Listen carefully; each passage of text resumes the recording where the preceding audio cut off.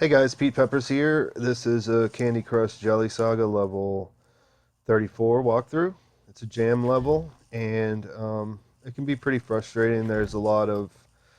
This is a weird shape here, so it's kind of hard to get the jam spread to the corners. You have this color bomb that looks like it would be super helpful, but it's not that. It's more cosmetic than anything. Some situations you might be able to save it and then pick up stuff that you need at the bottom. Other times, you just use it whenever you run out of other moves. It's not a big game changer if you have stuff you can do up here anyways. So that's why I'm saving it for the moment. Definitely want to try to make combos. I can't do that with these, but you definitely want to be looking for situations to do that because the key in the first room is going to be to get out with as many moves as you can. And because even though this one's frustrating, it's actually the easier of the two, which means that you could be in for a long and frustrating experience if you can't get out of here fast enough.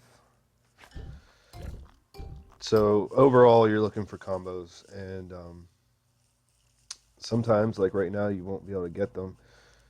I guess here I can use my... See, this is a situation where it's a good idea to keep it till later. I can use it here to drop this down and make a combo.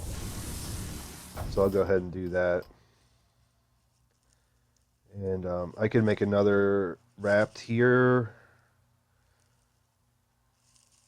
That's kind of close.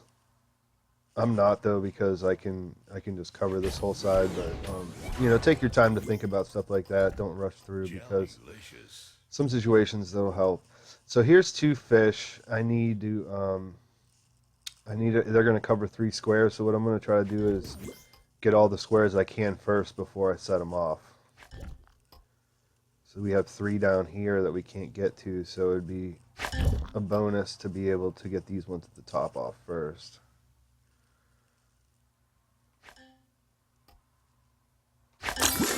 So now these last 2 will finish it off for me, and 33 moves is pretty good to move into the second room with.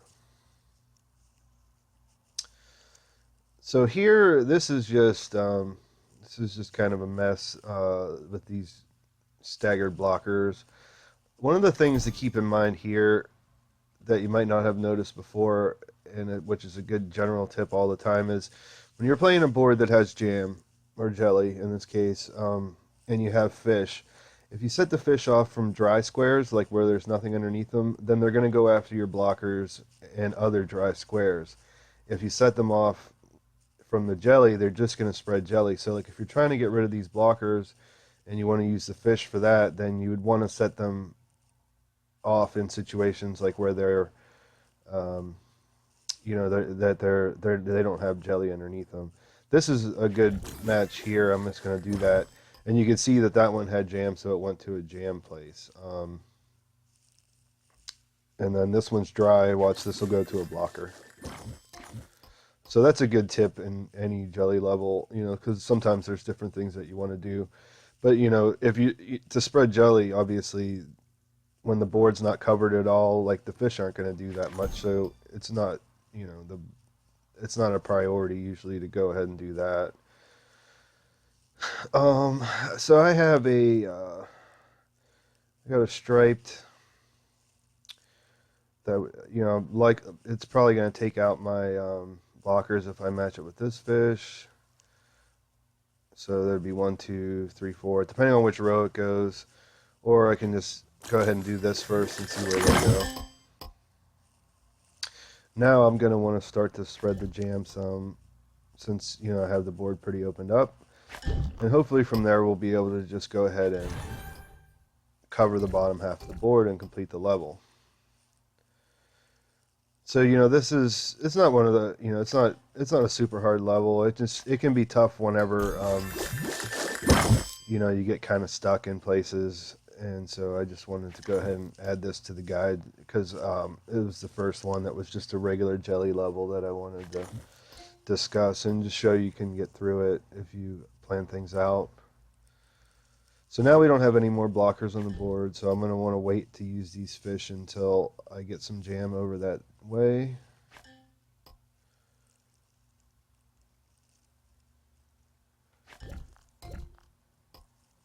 If you can't, if you can't get combos or whatever and you're having trouble, it's never a bad idea to spread the jam all on one side.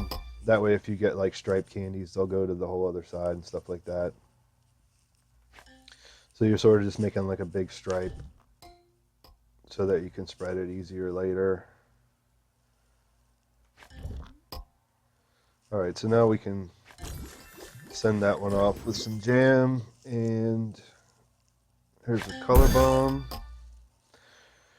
On a regular jam level like this, a color bomb can be just fine by itself. You don't even have to waste them time making a combo, just because it's gonna spread things around pretty well.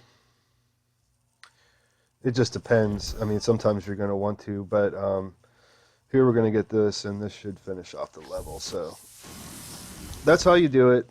Just remember to keep in mind that you're going to want to get out of the first room as fast as you can.